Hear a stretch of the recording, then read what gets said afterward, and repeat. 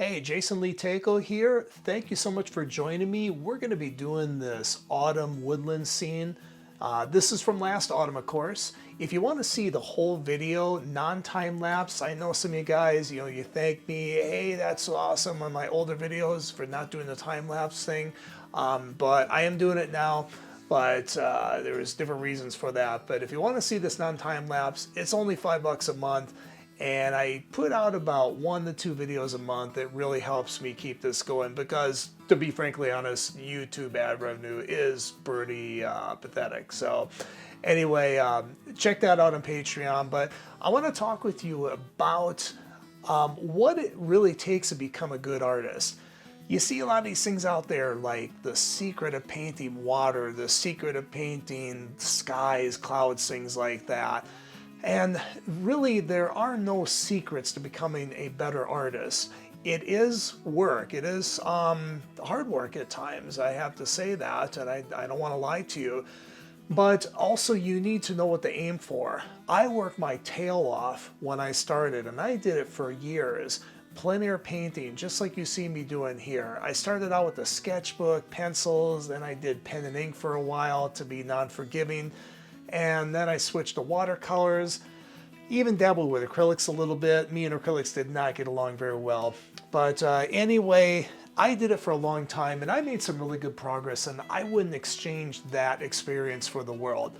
However, it only got me so far because without good instruction, without somebody showing me the problems that I was having, things that I was completely blind to at times, or all the time. And also, I knew that I could be doing better. I just had no clue how to get there, even after years of plein air painting. So I went and sought instruction and sought it through books. Books can be very helpful. I highly recommend books like Richard Schmidt's Alla Prima. That's an excellent one. There is also John F. Carlson's Guide to Landscape Painting. You definitely want to get your hands on that. It's very low in price. But you can read it in a book, but it's a whole other thing to have somebody show it to you. I didn't have anybody. I was growing up but I was living in rural Minnesota, and there was really nothing out there at the time. This is before the internet, and so I struggled. I finally took a workshop with Scott Christensen. That was a game changer for me because he showed me the areas that I was struggling with. And that was back in the day when he had a 10-day workshop, which was pretty awesome. But I want to share with you basically the 5 things you need to master if you really want to become a good artist. I'll tell you what they are. It's composition, drawing, values, colors, and edges. And when it comes to colors, there's 3 different aspects of color that you have to get down. But composition, that's just where are you going to put things in your picture? Where are the trees going to go? Where's the ground going to go? You're going to have a high horizon line or a low horizon line. Talking strictly landscapes here.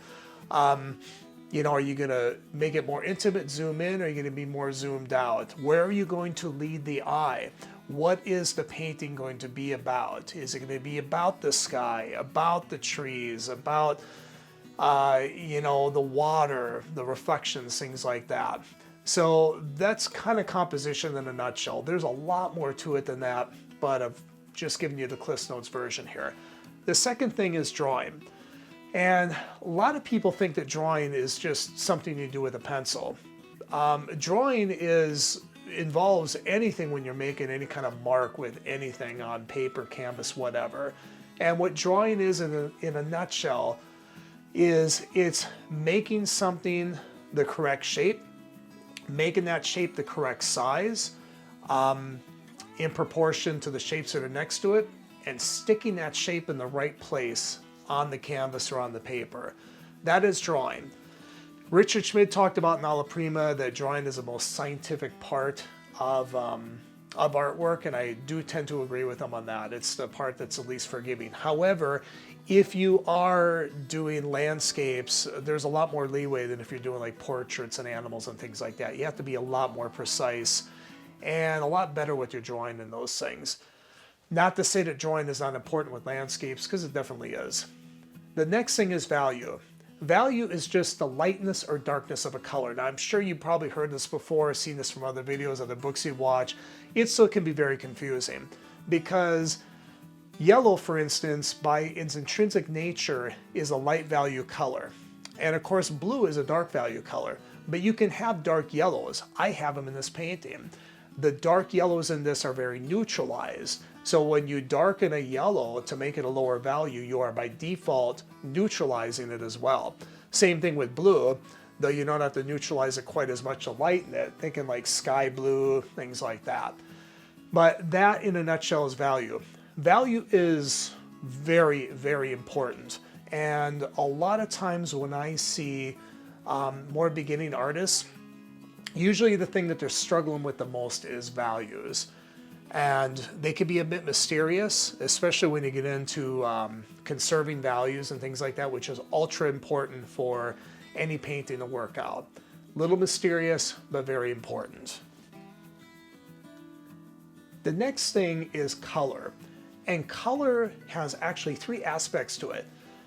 There's value, there's hue, and there's intensity. Now I say value first, we just talked about value, but value kind of crosses over into color. Not kind of, but really crosses over into color.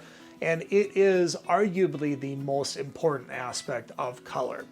However, you also want to probably make it, at least if you're trying to somewhat represent what you're seeing, you want to make it the correct hue. And hue is just, you know, whether it's yellow, whether it's green, blue, so on and so forth. And then there's intensity. This one throws a lot of beginning artists off because you have neutral, you have semi-neutral, and then you have intense colors. Most of what you're seeing in nature is semi-neutral to neutral. There are some exceptions, but even in this autumn scene, most of those yellows in there, those intense yellows, they are somewhat neutralized. They are not pure cadmium yellow straight out of the tube. You can sometimes get that in there, but you don't want to start with that. You want to do what Winston Churchill, yes, the Prime Minister of Great Britain during World War II, Winston Churchill was a painter and he talked about holding your reserve, and that's ultra important for color to work out. Then of course, there is edges. And edges is just, you know, whether you have sharp edges, whether you have soft edges. Artists like John F. Carlson, who wrote the classic book on landscape painting, he only liked to paint with hard edges. He did not like soft edges. He kind of seemed to have like a philosophy against them. Then you had people like Richard Schmid, I put myself in this category, like to use a variety of edges. You know, whether you're representing something that just appears softer, to have softer or lost edges, or something that has harder edges, can add a lot of dynamics to your painting. So that is the things you want to learn. Those are the things you want to aim for mastering. It's not secrets, it's not, you know, particular colors. Do I use cadmium lemon versus cadmium yellow light? You know, is there this other magic color that I found out about? That is not going to make you a better painter. It can be fun to experiment with, and I definitely encourage you to do that because you do want to keep it fun. But it can't just be fun if you want to progress as a painter. There is work involved. There is learning involved. Once again, it depends on your goals. You know, do you want to get better or do you just want to be a hobbyist painter? There's nothing wrong with being a hobbyist painter. I don't want to diminish that in any way. But if you are frustrated and you want to get better, two things I recommend. Go out if you're able to in plein air paint. Like I said earlier, I did that. It was invaluable. But second thing is get some good instruction. I reached a serious plateau in my painting years ago. I remember I went to a gallery and I was in a gallery. It was a very nice, prominent gallery, but some of my paintings were turning out and some of them were not. And I remember the gallery owner, she just looked at one of my paintings and said, this isn't you. You know, this is not very good. And I left deflated. I was just, you know, utterly devastated. And I realized then that I needed to get better. And I've been plein air painting for years. I've been studio painting for years, and I'm not getting any better. So that's when I went and sought instruction and through workshops and things like that. If you are feeling in that same place, you like the way I teach, you like my style and everything, I highly encourage you to check out oilpaintingplus.com. That is where I do my actual instruction. I have Patreon, and if you want to see this video or this painting I'm doing without being time-lapse, as I said before, and the commentary I made when I was there, Patreon's a place to go. But if you want to really get serious instruction from me when I have the time to do it, because I'm in the studio and I'm not battling the bugs and the changing the light and everything, Oil Painting Plus is for you. And in Oil Painting Plus, I have two different levels of membership. I have silver and I have gold. Silver, that involves me doing a studio painting once a month, similar to what you're seeing here, but going slower with a lot more explanation. I usually do 3 parts, and they usually end up being about 6 hours of instruction. I release one of those a month. I also have a Q&A and critique session. You can submit paintings you've done, either the one you worked on from the workshop that month or previous months. I have about 5 years worth of material up there now, or any other painting that you've done, and submit it for a monthly critique session. It's open Q&A, and get some feedback on that. Then there's gold membership. Gold membership is now, I just recently changed it. We work on one idea for 3 months. I take you through analyzing the photo, doing thumbnail sketches, doing value sketches, planning out the composition, different alternatives of composition, preliminary color studies, all the way up to doing the final painting. And it's fairly intense. We meet about twice a month, but it's serious instruction.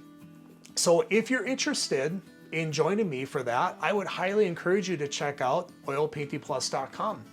Either way, I want to thank you for watching this. I hope you found this enjoyable and helpful. Master those fundamentals, and we'll see you again.